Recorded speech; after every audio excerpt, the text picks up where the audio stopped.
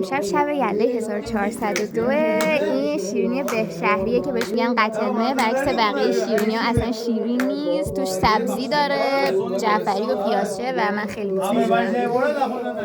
این تخمه‌ای که مامان بزرگم خودش درست کرده، تخمه کدوهاش هم خودش از داخل کدوهایی که خودش کاشته در آورده، تخمه آفتاب گردونش هم که خودش کاشته. نه اینا نصیریه، اسمش شبیه فامیلی بعضی آدم هاست ولی با شالی درست میشه، یعنی برنجی که هنوز اون پوست طلایی روش نکنده شده. خیلی شیرین و خوشمزه است. اینو زنمون درست کرده. این پشتزی که با کنجد و شهد درست میشه، دونای تخمه آفتاب گردون هم توش هست. حافظ و اینم که چیه؟ باکله پته باقالی داره، کم سیرداغ و رب انار و اینا، خیلی خوشمزه است. کدویی که آب پس کردیم تو آشپزخونه است، ولی خب اینم سبزشه. گل من این حلوا رو مامان بزرگم خودش درست کرده. حلوا گردویی مامان بزرگم بین همه فامیل معروفه.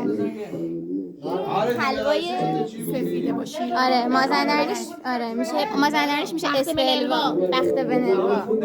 برای عروسا درست میکنن. این مناسبتش به خاطر شب یلدا نیست و اینکه تولد مامان بزرگمه.